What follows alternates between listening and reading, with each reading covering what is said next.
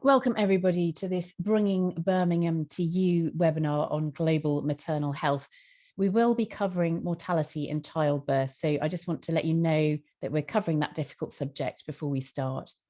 Around the world, 810 women die every day because of pregnancy and childbirth related complications. That is one woman every 2 minutes. 94% of all maternal deaths occur in low and lower middle income countries, with around 2/3 of all deaths occurring in sub-Saharan Africa. For a 15-year-old girl in a low-income country, the lifetime risk of maternal death is 1 in 45. Today, we're going to be looking at some of the life-saving research into maternal health that's going on here at the University of Birmingham. Bringing Birmingham to You is a series of webinars, a series of discussion events produced by the Development and Alumni Office, bringing Birmingham academics from different disciplines across the university together to share research and answer your questions. And with these online webinars, we can reach out to our global alumni community and other friends all over the world. And it's great to have so many of you with us today. We've over 330 people registered and 32 different countries represented. That's just fantastic. Now, when you joined, you'll have seen a notice that the webinar is being recorded. If that message is still showing, please just click continue and it will disappear. Only the speakers will be captured on the recording and the voices of anybody that answers their question, asks their question live. During this webinar, then, you can submit your questions via the Q&A function on Zoom, and we'll try to answer as many of them as possible. You might be asked if you'd like to pose your question live to the panel, and all attendees' cameras and mics are disabled during the webinar. If you're going to ask a live question, your mic will be turned on. But you can also submit questions for me to read out, and you can remain anonymous, of course, if you wish.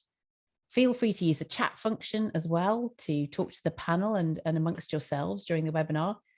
It's now time then to introduce our speakers today. Arikumarasamy is Professor of Gynecology and Reproductive Medicine at the University of Birmingham. Professor Kumarasamy received his undergraduate medical education from the University of Birmingham, and then he completed his subspecialist training in reproduction medicine and surgery at Guy's Hospital in London. He leads 2 research teams, one focusing on treatments to prevent miscarriages as director of the Tommy's National Centre for Miscarriage Research, and as joint director of the WHO Collaborating Centre for Global Women's Health. He leads an international team of researchers focused on finding ways to prevent women dying from excessive bleeding during childbirth. Shaquilla is Professor of Maternal and Perinatal Health at the university and leads the Maternal and Reproductive Health theme. She's the co-director of the WHO Collaborating Centre for Global Women's Health and the academic lead for women's health in Birmingham Health Partners. As a consultant obstetrician, she's involved in the care of high-risk mothers at Birmingham Women's and Children's NHS Foundation Trust. And Shaquilla's work focuses on prediction, prevention, and treatment of complications in mothers with preeclampsia, epilepsy, diabetes, and obesity. She leads large global collaborative networks on a wide range of maternal health topics, and we'll hear more about those shortly. Dr. Mercedes Bonnet is joining us today. She's a perinatal health epidemiologist based in the Department of Sexual and Reproductive Health and Research at the World Health Organization in Geneva. She has extensive experience in global health with a particular interest in care during childbirth and the postnatal period, maternal infections and sepsis. She's currently working on a number of projects and is closely working with Shaquilla on a project around COVID and maternal health. So I wonder if I could ask each of you to start off by telling us just a bit more about your current work. And Ari, I wonder if we could start with you. Thank you very much, Alice. Good afternoon, everyone.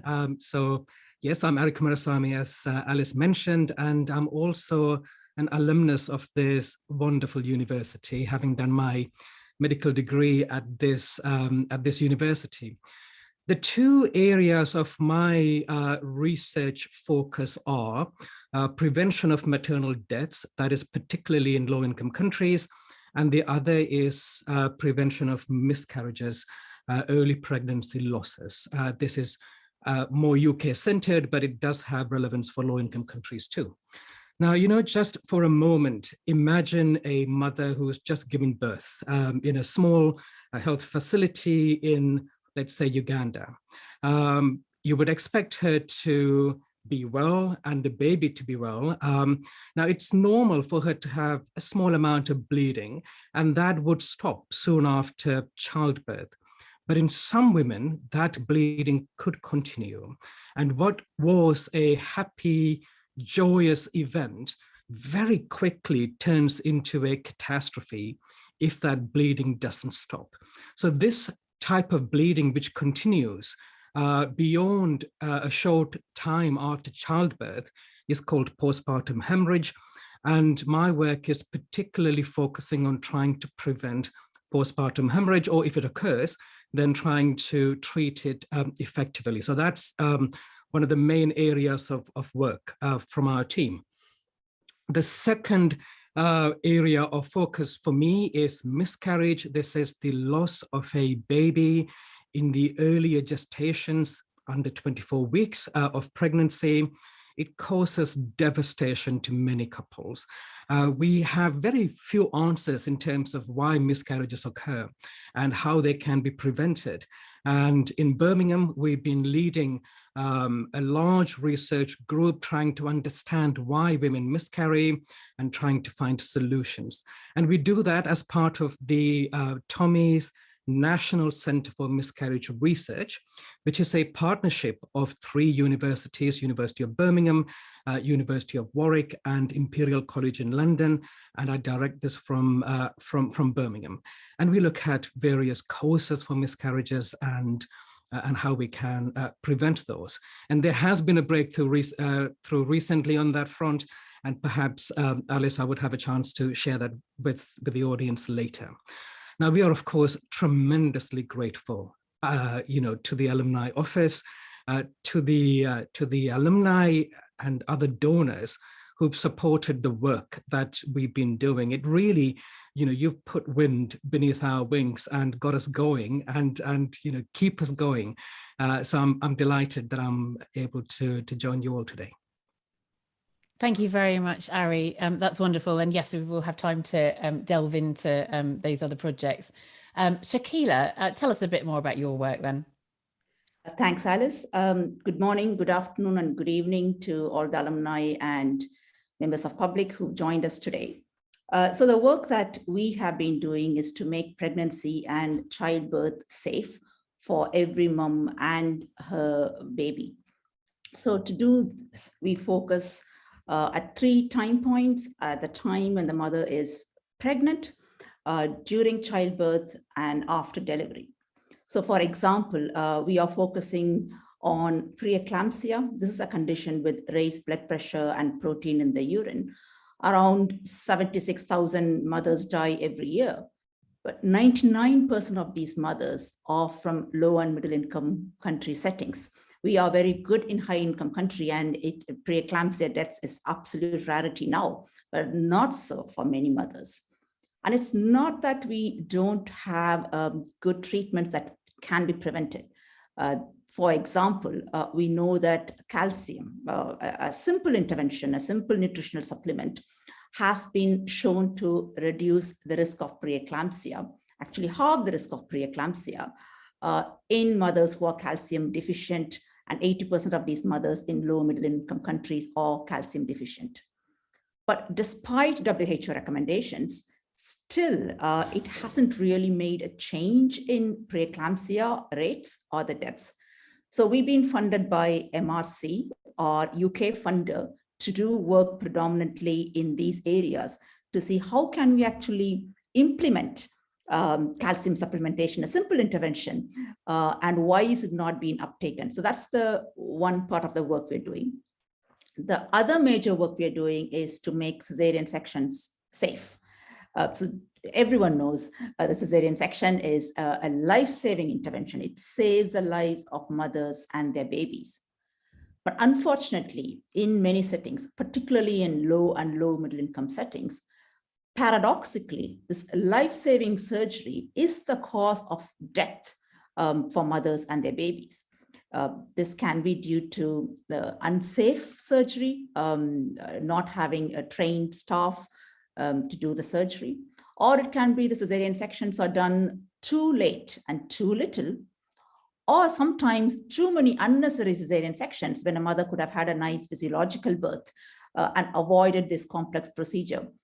So we've been funded again from MRC to do a 5-year program of work into making sure that cesarean sections are done for the right reasons, and also they're done safely. And we are so excited to start this program this year. And the other piece of work which I would highlight, which Mercedes probably will be touching a bit more in detail, is how we respond to emergencies. And this is where our work as WHO Collaborating Center and the partnership that we have with WHO allows us to provide our expertise and work with WHO. So when the pandemic first broke in March 2020, I remember Mercedes and I having a discussion. We were having so many studies coming, there was so much noise, people really wanted good evidence. So we put a team together.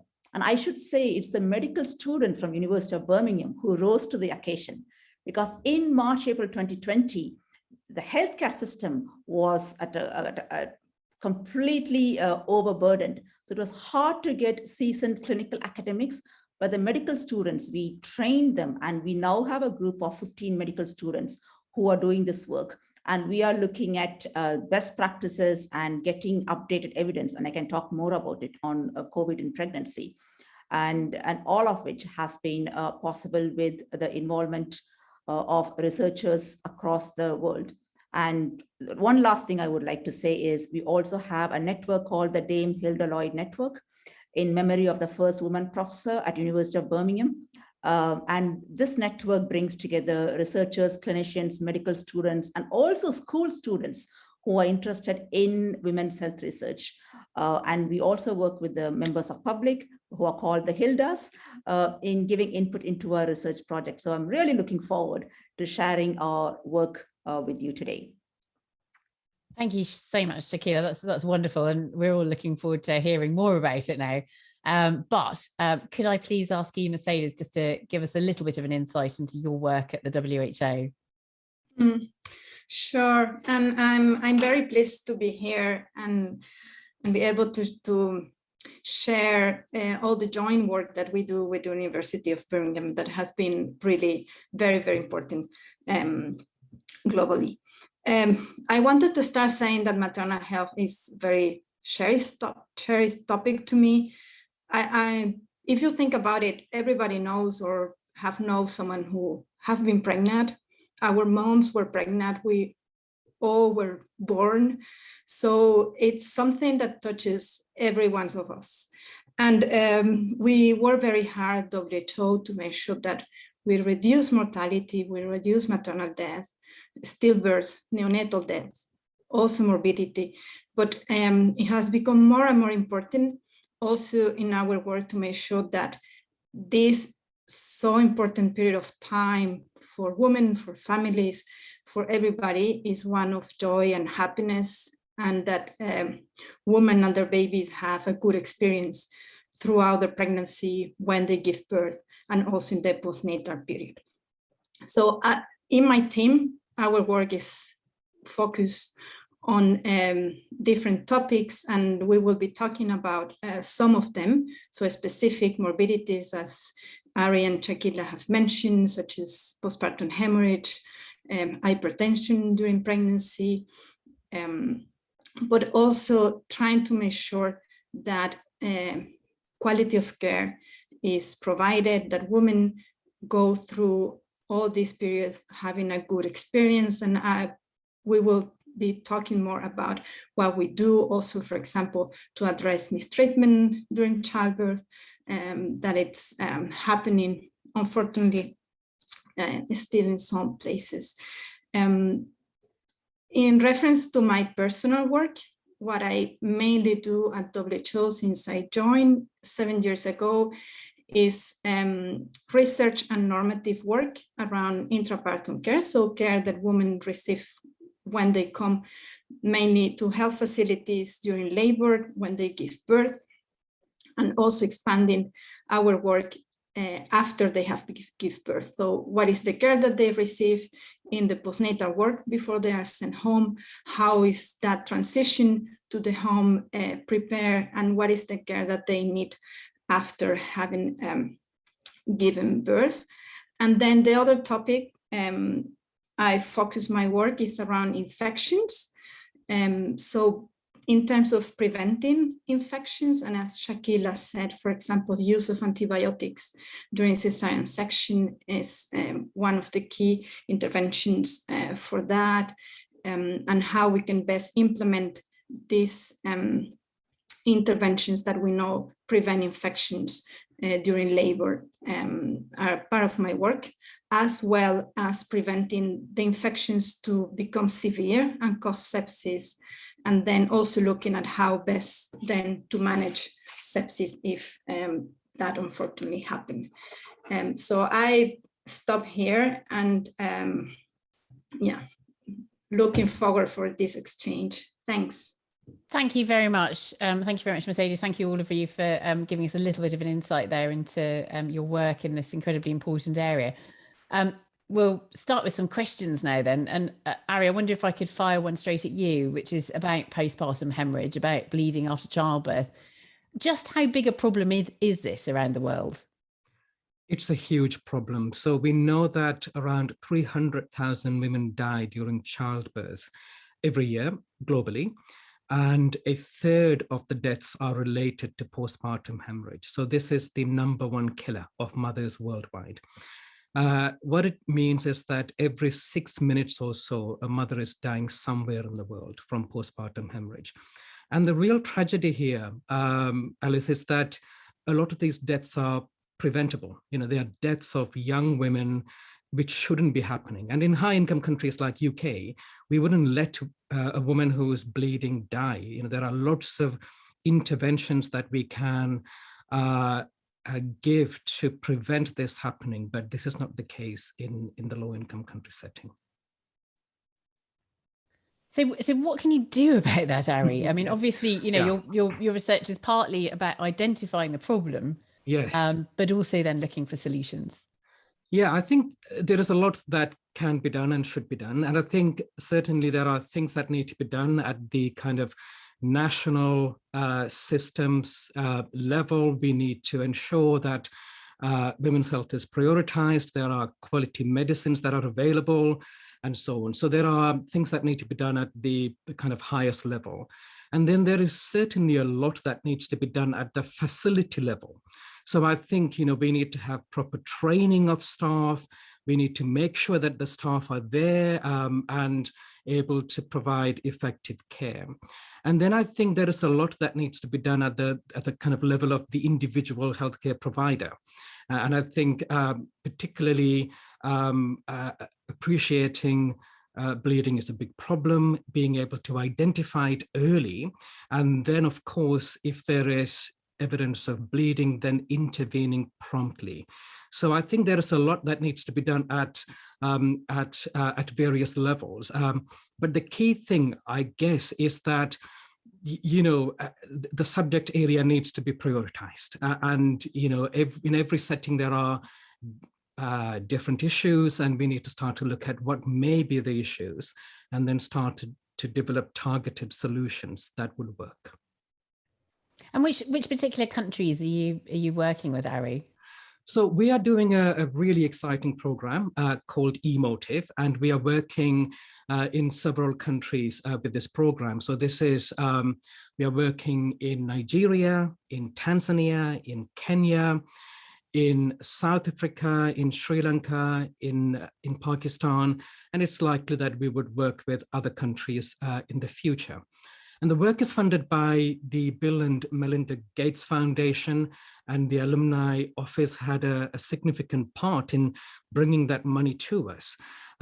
So we are grateful to them, and it was really the smaller donations from the donors which allowed us to do the pilot work, then that led to this significant grant of $16 million being brought to Birmingham to carry out this important work. And the work is very much about us as healthcare providers, identifying postpartum hemorrhage early. And once we identify it, then delivering the set of most effective interventions promptly. So it's about picking up the problem early and delivering the solutions early. So what happens at the moment is that, a midwife who's providing care for a woman would keep an eye on the patient. And what that means is that she would be making subjective visual assessment of how much blood the woman might be losing after childbirth. But such subjective visual assessment isn't very accurate. So what we are doing as part of this program is to actually have a drape that is kind of tied around the waist of the woman who's given birth. And this blood collection drape collects all the blood in it. So you can objectively see how much blood has been lost. And then that becomes the trigger for action.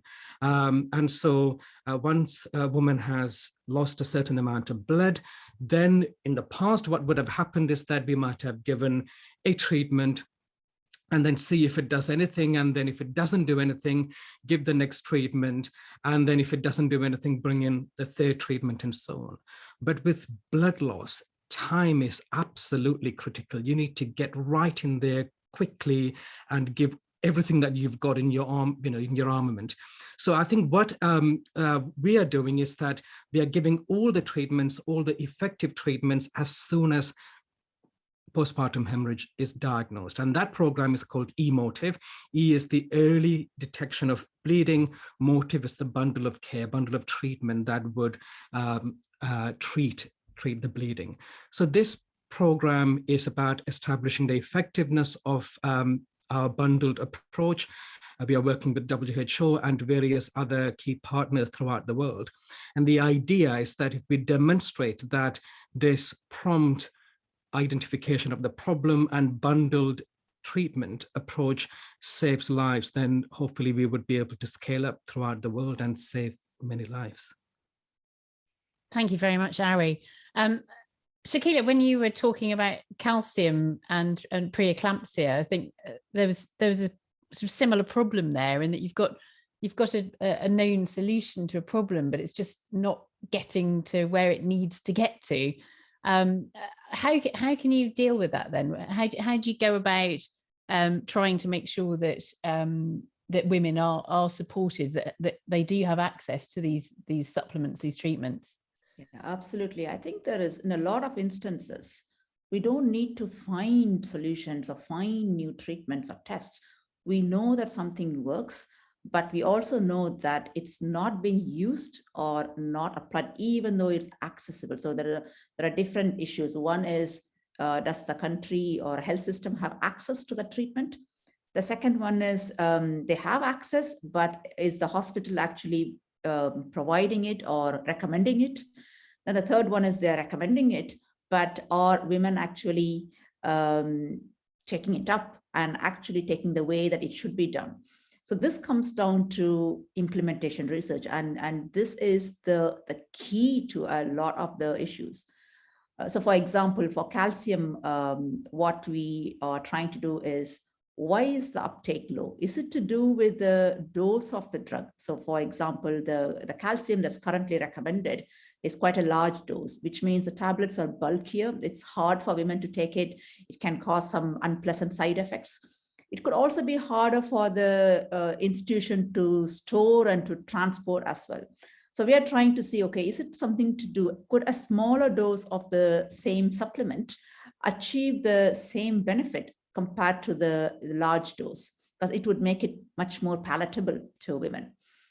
So we are doing it by looking at existing data and comparing women who took a lower dose and the higher dose to see if it works the same. We're also doing multi-country surveys in our partnership with WHO, both to healthcare professionals as well as to mothers, asking them what are the main barriers to not taking the calcium as prescribed. We're also holding some focus groups with policymakers. What is actually preventing you from implementing it if it's not being implemented? So it is a multi-pronged approach. We're also doing the cost effectiveness. So if people are not, if institutions or countries are not implementing it, we want to demonstrate the cost benefit of reducing the risk of preeclampsia against the smaller cost of a supplement like this. So it's a holistic approach. And then we would next try to implement those key components that we think are critical for it to be used as well as be taken up in practice. And then we have to evaluate it. Okay, it's not enough just to implement it. Okay, is it really changing practice? And so the cycle continues. This sort of gives a nutshell the work that we're doing in implementation research, specifically around calcium.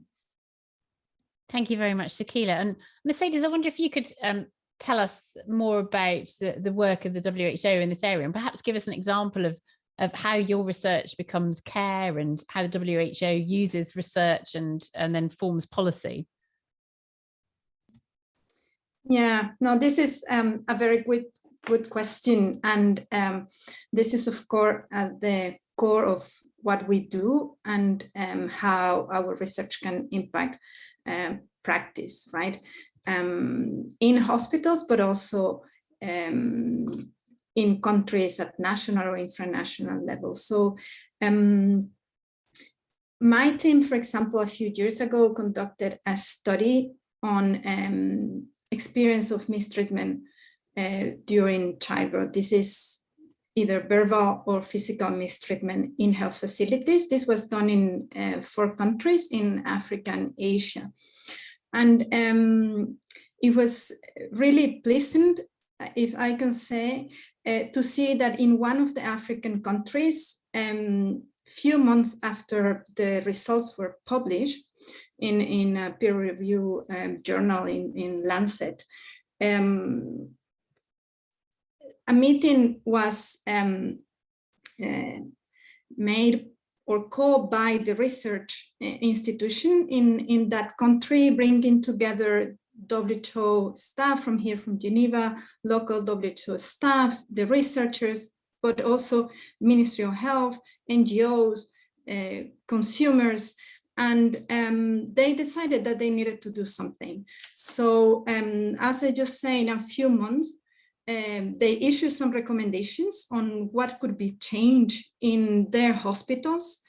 For example, one of the recommendations was to allow women to have a companion of choice during labor and childbirth. And few weeks after, some of these hospitals were allowing for the first time women to have a partner or a friend with them in labor work. But also there were changes at the national level, so they adopted a policy to prevent mistreatment during childbirth, and this is now incorporated in the reproductive maternal health child plan. I think that this is a very good example on how research, but I think local researchers can bring change into their countries. Thank you very much, Mercedes. We've got quite a few questions coming in, some fairly specific ones. Milan Joshi had a question for you, Ari. Is the bundle of Emotiv the treatment used as standard in the UK? It absolutely is. So these are all interventions that are recommended by WHO and are pretty much uniformly available in high-income countries. So the MOTIV stands for 5 components. M is uterine massage. The O is oxytocic drugs that contract the uterus. T is tranexamic acid, which can reduce the amount of blood flow. IV is intravenous fluids, and the E, the last E of MOTIV, is examination and escalation of the patient to the right setting of care. So yes, absolutely. And I think as Alice, yourself and Shaquilla and Mercedes pointed out, I think often the problem isn't that we don't know what to do. We have the interventions. It's about the implementation. It's about uniform implementation and scaling up to every facility. You know, it's the lack of that kills women. So yes, to answer the question, these are all part of standard care in high-income countries. Thank you very much, Ari. And I also wondered that with calcium and preeclampsia, Shaquilla, is it the same case? It is. So the intervention that Ari said is a complex intervention. It's got multiple components. Calcium, it looks like a simple one. It's just a supplement you take, but there are also some complex factors around it. So women and trying to identify what those factors are. Now that something like calcium, we know that it's safe to take in pregnancy, but there are some other interventions that we know are safe. For example, we're also doing work on diet and physical activity in pregnancy to see their benefits to mothers and their babies. And we know that physical activity is beneficial. It reduces the risk of having preeclampsia. It reduces the risk of having cesarean section and gestational diabetes. But there are still a lot of concerns about the intervention like physical activity in pregnancy. So yes, to answer your question, Alice, most interventions in pregnancy, be it simple or complex, face similar implementation challenges at different levels. But it is trying to find out what is the main reason or reasons and trying to make changes. It could be behavioral changes. So you need to have a health psychologist who works with you. It could be to do with the organizational or a system level changes. So you want people who does implementation research and trying to unlock those barriers to achieve what we want to achieve. Thank you very much, Shaquilla. Question here, which is it's kind of pertinent to the experience of COVID globally as well, and trying to make sure that we have some kind of equity in access to healthcare and medications. Lucy Powell asks, what type of medications are available for poorer countries? Is there no way that hospitals from the UK can share medications for postpartum hemorrhage, such as TXA or misoprostol? How does it work in terms of sharing drugs, sharing treatments? Perhaps that's a question for you, Mercedes. Sure. Yeah. So countries have their own systems to procure medicines, right, and also ensure that they are high quality. And Ari touched already on this because I think that it's very important, especially when you think, for example, of medications like oxytocin that need refrigeration. There are systems in place when, for example, there's medications that are too expensive or difficult for countries to procure. So countries can buy them at like lower prices than what is usually the high income country, for example, prices. But it's true that sometimes there's a lot of problems with stocks, with how medicines are stored, and those are things that are worse in low resource settings, not only like in poor countries, but also when there's a lot of disparities across within the same country, for example. Just to mention, for example, there's also ways WHO can ensure that prices are sort of saying fair to those countries with less resources, so they don't have to pay the same amount that are paid by high income countries. So there are ways to ensure that women will have access to those medications, but it is complex and requires a whole health system to be put in place for that to happen. Thank you very much. Just to echo, Ari, yeah. Sorry, thanks, Alice.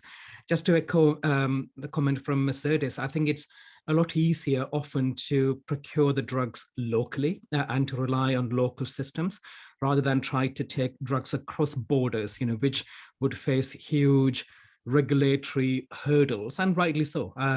Taking medicines across borders needs to be taken seriously. Alice and myself, we contribute to the work of a charity called Life, which is based in Birmingham, which has the aim of trying to stop mothers dying in low-income countries.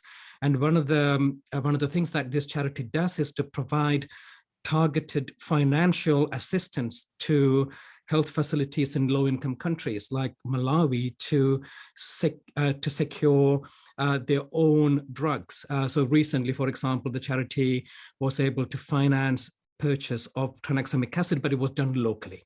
And so that's how it normally works. We are better off trying to get medicines locally than trying to take it from high-income country to low-income country setting ourselves. Thank you very much, Ari. And it's such a wonderful charity, AmaLife. I've put the link in the chat. For anybody that ends up watching this as a recorded version, just Google AmaLife, A-M-M-A Life. It is a fantastic charity. Take a look at it.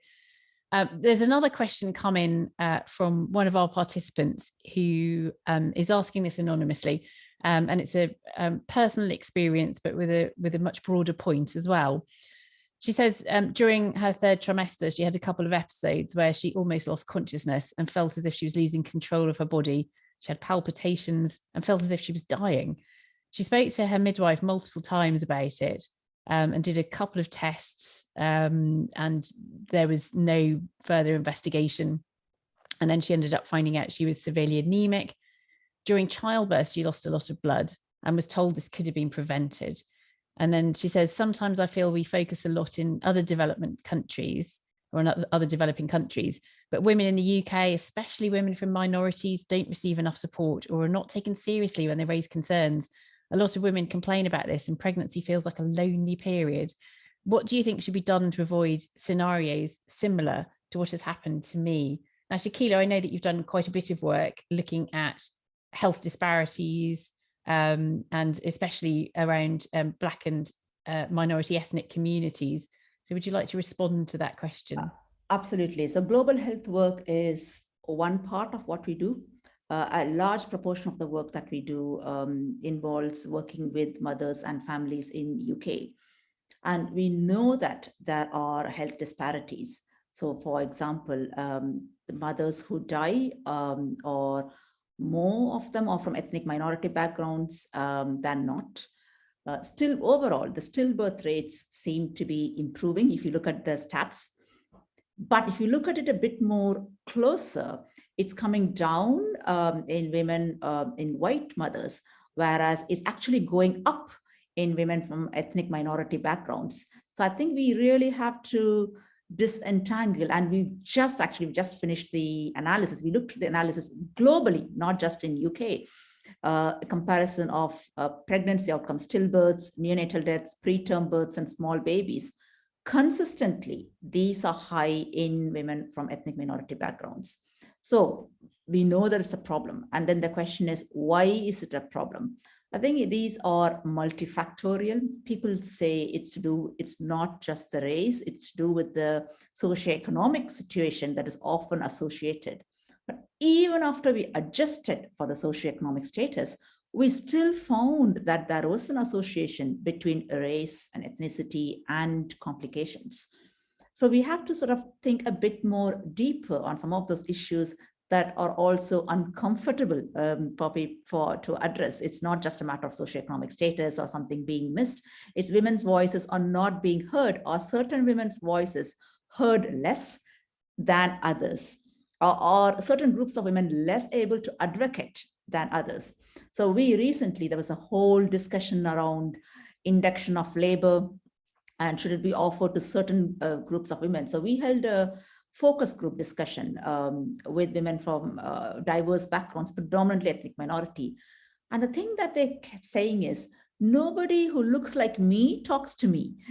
So I find it very difficult, or we are not comfortable. So I think we need to start right from the beginning. We have to be more aware of the backgrounds, their concerns, also train researchers who are also coming from the same backgrounds so that it sort of seamlessly integrated these discussions. There is a big push nationally in UK in order to bring both equality as well as equity of care across women from diverse backgrounds. And this is a work that we are doing in other aspects like preventing stillbirth as well as in medical conditions. But the key thing is getting women involved in terms of research right from the beginning. Which condition is important to you? Which question should we be asking? How should we be doing it? What are the things that you would like to make a change, or not what researchers think? And once we do the research, we need to work with these mothers to actually, the message reaches out to communities that these are the problems, these are the ways in which we can improve. So it is an ongoing one, but I'm glad that's a huge amount of work that's being done in recent years in this area. Thank you so much for that, Shaquilla. And we have a questioner joining us live now. Hannah Constable, do you want to ask your question of the panel? You should be unmuted so that you can ask your question. Oh, she's still. Oh, sorry, I didn't realize I was going to be live. I've got loads of questions. They're all flooded in my head. They're a little bit disorientated. I was just wondering, with the when you were talking about the calcium, why that's not implemented in NICE guidance? Good question. Shaquilla, back to you. Yeah, so that is actually a trial happening in UK at the moment. The benefits of calcium are significant in those women with low calcium status. And this is why we're looking from a low and middle income country status, where predominantly women have a calcium deficiency. So there is a trial that's actually led from University of Birmingham that's currently ongoing, led by one of my colleague, Dr. Shireen Meher, who is actually looking to see implementing calcium intervention to prevent preeclampsia in UK. So we're waiting to hear that. Thank you very much, Hannah. That was quite a quick question. Do you want to ask another one?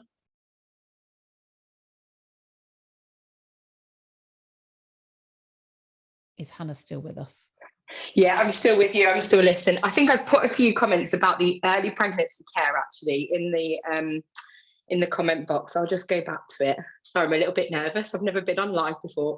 I was just saying in regards to early I was just saying in regards to early pregnancy, I find I'm a midwife myself, and I find a lot of women feel there's a massive disparity in the care that they receive in the very early stages of pregnancy, mostly till about 16 weeks. You know, women that experience bleeding or you know, other sort of complications, and aren't really seen by birth practitioners until about 16 weeks. And I feel that obviously you know, this can create a lot of disparity and a lot of bias in the care that we provide, and not catching things early enough. I just wanted to know what your research, whether you'd come across that or that's something that you considered. Thank you very much. Ari, would you like to take that question? Thank you. Thanks, Alice. Thanks, Hannah. You are absolutely right. It's been an orphan area, you know, first trimester and even second trimester, but particularly the first trimester has been a much neglected area. Women come, have their miscarriages, it's just seen as routine. Very little care is provided beyond just resolving that miscarriage. But what we know is that women who have miscarriages, you know, have significant problems in terms of future risk of miscarriage that has been known for a long time. But we now know that they are at risk of preterm birth, growth restriction, stillbirth in future pregnancies. They are at great risk of a whole host of psychological problems. You know, PTSD can be there for about 20% of women a year after the miscarriage. Depression rates are high. Suicide rate is fourfold in women who've had miscarriages. You know, so these are all significant problems. But the care has been minimal to none, and there is a real drive, certainly in the UK, and I hope that it would be the case globally as we move forward, that we should start to find solutions for women who have early pregnancy problems. Now, I mentioned earlier that there was a breakthrough recently, and maybe I'll take this opportunity to say a few words about that. You know, for women who have early pregnancy bleeding at the moment, they will go to an early pregnancy unit or an A&E, they will get a scan, and if there is an ongoing pregnancy, then the consultation would go like this. You know, you've got bleeding, you could miscarry, but there isn't anything we could do. Go home and rest, and destiny will play its hand. Let's see where we get to. But now we have a treatment. We know that if such women who have early pregnancy bleeding, and if they have a history of previous miscarriages, then giving them the hormone progesterone can reduce the risk of miscarriage. So this has now become a national policy, and it's being implemented throughout the country. And so there is an intervention that can be given to rescue a pregnancy in the first trimester. But I hope that there will be many more solutions like this in the future. And I very much agree with you, Hannah. You know, the first 16 weeks, we need to refocus in this country and elsewhere to see how we can provide better care. Thank you very much, Ari, and thanks for that question, Hannah. We've got another questioner joining us live now. A. Melton Budak, sorry, I don't know your forename. Would you like to ask your question live? Thank you very much. I am also a little nervous. I wasn't expecting, but it is such a great talk. Thank you very much. And I'm a psychologist. 10 years roughly ago, maybe a little more, I studied my PhD at Birmingham University. So I'm an alumni, I guess. Still is the same issue. I'm from Turkey originally, and there are some issues there. It resonates with me, what the speakers shares. Because I'm a psychologist and I'm interested in that experience of perinatal trauma at that time, and still is, because that transcends to generations. Not the mother is bleeding there and then, what happens to that mother, and what happens to that mother with their subsequent infant or with the current children they care. So there is a big provision there. It's not, I guess, the quality of the service, not just making the person alive, what happens to that mother and their relationship with their children. Is there any such provision? I'm very much interested in it. I'd love to hear. It will be an update for me. I returned to the UK recently also, so that my questions are really query what's going on in terms of mental health support for mother who experienced trauma.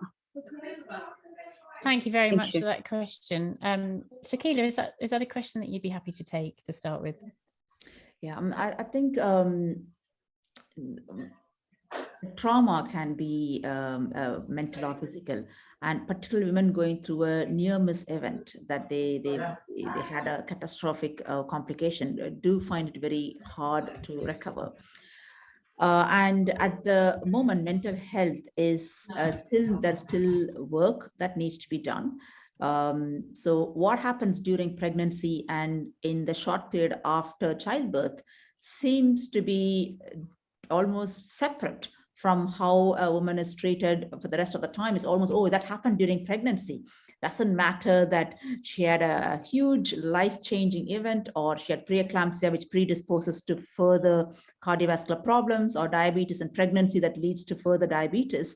I think what we need to do is to, one, integrate care better. So it's still the same person. Doesn't matter what happened to them before pregnancy, during childbirth, or after. Let's not compartmentalize women, saying, okay, this is an adolescent problem, this is a pregnancy problem, this is a menopausal problem. Let's look at this woman as one person. Okay, these are the things that have happened.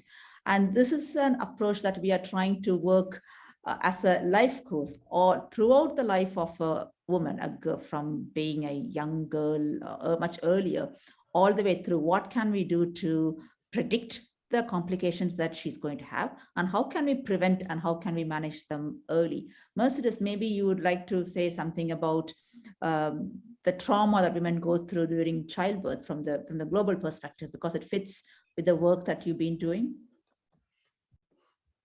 Sure. No, just to complement what you said, and I think that one of the things we have also to focus our work is trying to prevent those very traumatic events, and recognize that this can happen and provide support to that woman, right? And as Shaquilla said, it can be a wide range of different things that woman is going through, with or without a baby, for example.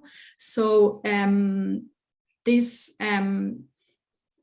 recognition of these problems, I think, is key in terms of also changing how people around that woman will support her, and support her to seek care if she needs additional care, to go through any difficult moment. And we also know that, for example, not separating the woman and the baby, if she's really sick or the baby is sick, will also help with kind of going through any of these difficult moments and so on. So my message is also to empower women to seek care, to don't feel guilty or not willing or keeping things to them, because it can be really something that will affect them for a long time if they don't. Thank you very much, Mercedes and Shaquilla. I mean, that sounds very much like a work in practice. It sounds as though you don't think that the kind of wraparound integrated care exists at the moment. No, I think it's still compartmentalized care across the world, actually. And then people fall through the gaps because there's a gap between secondary care and primary care. And that's when the problems actually start. And a lot of those complications that happen is because we are not really good in providing this wraparound care, as you said. Yeah. And presumably a major function then of the WHO, Mercedes, is to spot best practice, actually, and then help to spread best practice. And that leads me on really nicely to a question that's come in from Keith Palmer, which is all about adopting best practice rather than new research findings. And he says, this is often the major constraint on achieving better outcomes for mothers and babies in low income and developing countries. Is the panel aware of successful examples of adoption of best practice at scale in public hospitals in poor countries? And if they are, what are the lessons by those that have not? What are the lessons for those who have not yet been so successful? So Mercedes, putting you on the spot here, but could you give us an example where best practice has been shared and has worked? Yeah, so we have a few examples, and we have worked with some countries to implement maternal prenatal health guidelines that we have issued, for example. But I will like to start saying that there's no magic bullet. And I think that Shaquilla and Ari mentioned it previously, there were complex interventions. And I think that this is what we know now. It's not easy to implement good practice, to change behaviors. On top of that, have a health system that supports health workers, where they have the resources, where they have water, where they have clean hospitals, where they have the drugs that they need when they need it, right? So if you think about it, it has to be something complex that we do. And we have to start identifying the problem, assessing, okay, what is happening? What are the barriers? What are things that will facilitate changing this behavior, for example, or implementing? I tend to think it's not one practice that we want to change, right? It's not just giving a drug. For example, for PPH, it would be a lot of different things that we would do. Same thing for preventing or managing an infection or treating a hypertension, right? It's usually not just one thing like, okay, immunizations and then it's done, right? Our work in maternal health is much complex. And then monitoring, seeing what is happening, improving as we move along, right? Because changes won't happen from one day to the other. What we know is missing often is protocols or references in the hospitals, shortages in staff, and as we mentioned before, they don't have the drugs, they don't know how to use them, they don't have the skills, they don't have sufficient training or not sufficient refreshers in terms of training. So I think that each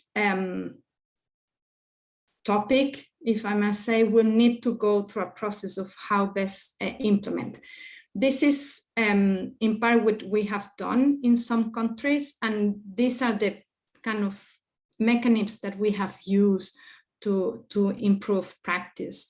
And currently we are doing a lot of implementation research and developing new implementation research, one of those being Emotiv. So I think that we will learn more about how to tackle this and being able to share specifically for low resource settings, what would be better ways to change practices over time.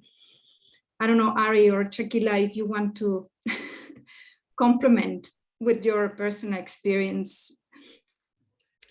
Very much agree. There is no magic bullet, Mercedes. I think, it's highly context specific. But what's really exciting, though, is that in any given setting, there are often positive outliers. You go to any country, you find that one district, one province, it has the same finances, same constraints, but somehow does better. It has better outcomes and a better way of doing things. And often when you start to study these positive outliers, you get lessons that are relevant for other areas in that country. And this is one of the things that we are doing at the moment, identifying positive outliers who could give us lessons that are contextually appropriate for that particular country. And then you start to scale up. In terms of examples, ultrasonography, is there. Yes, quality can vary, but you would find that it's available in many settings. You would find antibiotics have made their way to even the smallest of facilities, wherever you are in the world, and even oxytocic drugs in my own field. As far as postpartum hemorrhage is concerned, the quality can be an issue, but it's there, So I think there are examples of interventions getting to where they need to, and possibly at least partially being implemented. But I think there is no magic bullet. Thank you very much, Ari. Sorry, Shaquilla, did you have something brief to add? Yeah, I said I trained in India. I did my postgraduate obstetrics there, and then I moved over and did my clinical academic year. So I'm sort of quite placed in experiencing both healthcare, and within a short period of a decade, the significant impact I made was a drug called magnesium sulfate. It's given to women with eclampsia, to prevent eclampsia. It's a seizures in mothers with preeclampsia. And when I first started my training, these women used to be in dark rooms. They used to be tied to the bed, and so many of them were dying.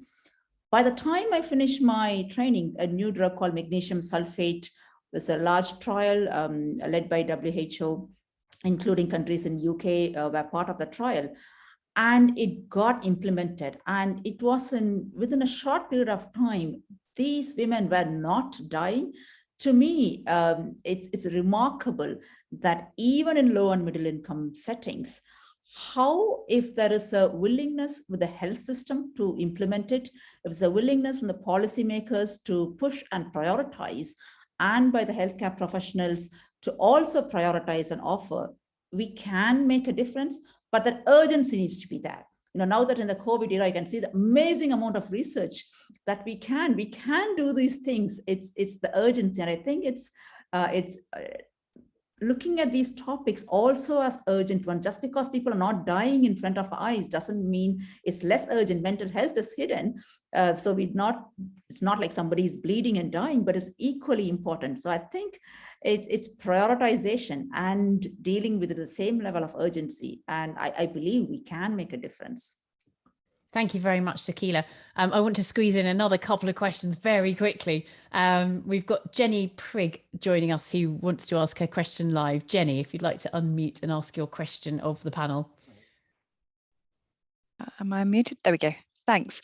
Thank you all so much. It's been fascinating. And it's amazing to hear that some of the research that you have been doing is already having such impact on women and their families across the UK and globally. Ari, you touched upon how philanthropy has played a really crucial role in priming research to enable ideas to be taken to reality, such as the Emotiv trial.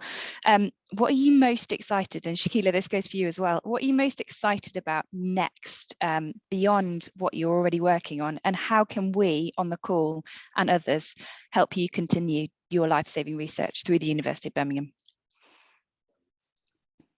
Thank you, Jenny. I think for me, what's really exciting in terms of looking forward is if we were to demonstrate that the implementation program that we have got going with Emotiv is shown to save lives, it's found to be effective, then it's all about scaling up. I mean, we are working in 5 countries at the moment. It would be 6 soon, but there are several countries throughout the world where there is no research being done. There is very little programmatic investment in terms of trying to make a difference. So it would be working with WHO, working with Mercedes and others to scale things up. So looking at the science of scaling and looking at the science of sustaining change, I think this is where I think we can have the greatest impact. And that's what I think I would want to focus on. So for me, I know we're reaching the end of the talk shortly, is cesarean section. So the next 5 years are focused on making childbirth safe. It's not just cesarean sections, to avoid and making a normal childbirth safer as well, so they don't need a cesarean section. So Jenny, you asked a question on how can the alumni support us. One, you are spread across the world. I mean, I did my PhD at University of Birmingham, so I am one of you. And we would certainly welcome contacts if you're working in the maternal health field to get in touch with us and support you, because it always helps for us to link up with people with in-country contacts. The second way is we also have capacity building. Is a huge thing, capacity building our own researchers and our medical students in doing global health work. This could be in terms of funding a PhD or an MD or supporting their travel expenses, or capacity building in a low middle income country setting. So somebody there could benefit. And the last one is we've seen examples of the pump priming funding like Emotiv that allows us to do the groundwork and to scale up to much larger funding. And lastly, yes, of course, we would be delighted that if you are willing to invest a large amount with us on a particular program of work, which will be very happy to work on that as well. Thank you very much, Ari and Shaquilla. I mean, the incredible thing about this is that anybody donating funds towards your research, towards your projects, knows they are making a real difference. I mean, we've heard that today. I want to just finish now. We've got a couple of, we've had so many questions coming in. I'm sorry we haven't got round to everybody. We may be able to answer some of your questions after this event. And I'm sure that you know that Ari and Shaquilla are both active on social media as well, so you can track them down on Twitter. But I want to finish with these 2 questions because we've got some lovely questions that have come in from Bury College. Hello, we are T-level students and we're wondering what we could do as students to help your research. And then another question coming in from a graduate who says that they are sort of middle income, but really interested in the area. And what can they do to help? The graduate says, I'm not a millionaire, but I do feel that I should do something to help others who are worse off than me. So could I have a suggestion from each of you before we finally close this webinar? Mercedes, could I start with you? I think that for the students, I will pass over to Ari and Shaquilla. I think that they have been great in terms of supporting students and colleagues and people to grow. And I can only recommend you to get in touch with them. I'm sure that you will be allowed to learn a lot. And I'm really pleased, for example, on how the students have been working on the living systematic review on COVID and pregnancy. They have been really fantastic and key in terms of making this possible. So yeah, I don't know, Shaquilla, Ari, I'm giving you more work. But also, in terms of donations, small donations add up. You don't need to be a millionaire. Small donations add up. Ari, suggestions from you, please. Thank you. So the first thing to say is that you can absolutely make a difference. You absolutely have a role to play. As a quick answer, I would say, please look at the Life website. It has supported medical students, other students, lay public to engage with this subject and make a meaningful difference. So it's amalife.org is the address. And if you could look at that, then that would give you some ideas. Or indeed get in touch with myself or Shaquilla or any one of us in our team, and we would be really happy to hear from you. Thank you very much indeed. Shaquilla, have you got anything to add? Yes, with regards to the students, we have the Dame Hilda Lloyd network, which supports medical students, be doing a project or an audit or getting an intercalated degree, not just in medicine, but also in other specialties. So please get in touch with us. We are on Twitter, DHL Network. With regards to the support, if you're not able to provide financially, we always welcome other means of support. Maybe you have skills that like social media, or in terms of website, as I said before, in terms of getting contact. So please get in touch with us and we can have a discussion on where your interests lie. And so we really would value your input. As Ari said, nothing is too small. Thank you very much, all of you. Now, I am going to have to bring this to a close. I'm sorry we haven't got through all of the questions. There was a real flurry at the end there, but as I said, Ari and Shaquilla are out there on social media. You can also contact them via the university, and do take a look at that AmaLife website as well. Thank you very, very much, Ari, Shaquilla and Mercedes, for taking the time to be with us today and share your incredible work with us. And thank you to everybody who's come along to this Bringing Birmingham to You event. And thank you so much for all your questions as well. We'll be continuing with this series, and we're very keen to hear from you about areas of research that you are particularly interested in. So please send in your suggestions to my colleagues in the alumni events team. We'd also love to have your feedback on the event, and there is a link to a very quick survey. It's just popped up now in the chat box. It is very quick. It doesn't take long to fill in, but it does help us immensely. And if you fill in the survey, you'll be in with a chance of winning a print of Old Joe, our clock tower on campus, by the local artist Brumhouse. And as I said, if you want to find out more about the charity AmaLife, we've put the link in the chat box as well. Thank you very much to everybody. Until next time, stay safe and keep well. Bye-bye.